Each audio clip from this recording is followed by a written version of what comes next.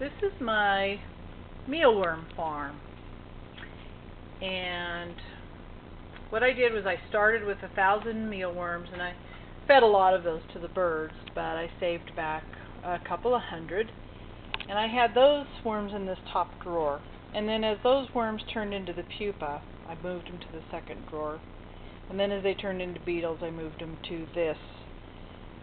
The stage that I'm at right now is I've just gotten a whole new crop, or whatever you would call it, brood of baby mealworms, because now I have no pupa left, and they're all either beetles, eggs, or worms. But I wanted to show how I set up my farm. So right now I have teensy weensy little baby worms in here. Wouldn't even be able to find one for you probably, because they're very, very tiny. And in here I have a piece of cardboard and a piece of potato, some kale. I kind of like to give them a little variety in case they don't like one or the other. And once in a while I'll shred a carrot, put a few little carrot shreds in there. This next drawer here, this is a little more fine bran. I took some all bran cereal and I put it in my coffee grinder, and I ground it up real fine, almost like dust, so that the little baby worms could just kind of eat it and be in it. I mean, there's hundreds and hundreds of worms in here, but you certainly won't be able to see them. Here's a couple teeny weeny baby ones. Whoopsie. You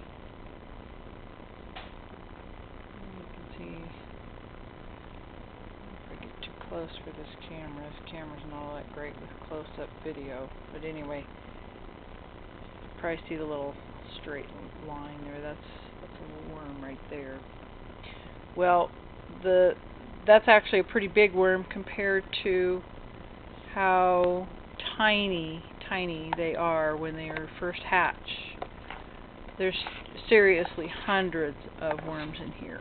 It's just impossible for me to be able to get it where you can see them. I don't even know if you can see the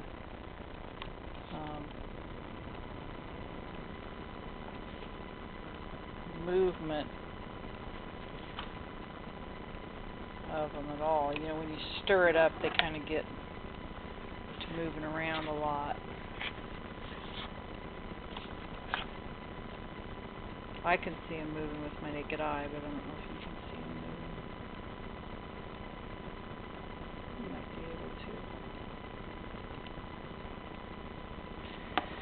to. So anyway, these are my pretty small worms here, and I probably have a couple thousand, I would think. This drawer is just empty.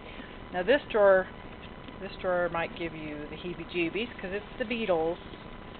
You take it out here and put it on the ground. The beetles don't like light, so as soon as I turn that light on or open the drawer, they scatter. They'll pretty much disappear here in a minute because they'll go down in the oatmeal. But every couple weeks, or less than a couple weeks, maybe like 10 days, I take this little drawer here that I've got all these beetles in, and you probably don't have to do this, but I like to keep them separate. I take this strainer, just a simple old strainer. I have it hanging up here, and I dump those beetles out into one of these plastic bins here to get all the little eggs, any little worms out, so that they're separated. Like I said, I don't have to probably, but I like to separate them. I don't know what I'm going to do as far as size, because a lot of people sell their mealworms in medium and large, and mine are all mixed up, so I don't know if I'm even going to sell them If I have an abundance, I probably will. But this is my worm farm. Let's see if I can.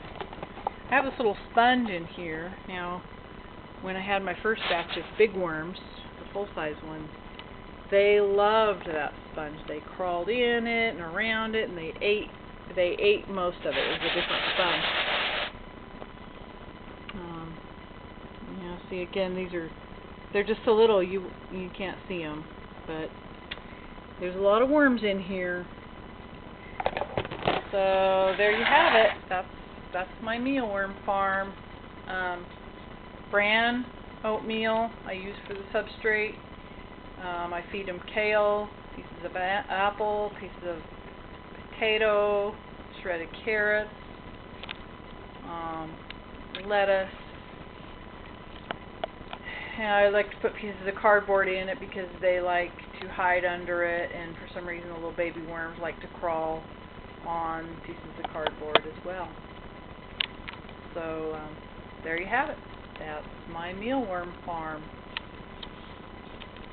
I hope you learned something. And be sure and leave comments, and be sure and ask questions. I'll be happy to answer your questions. So this is fun. Hope you give it a try.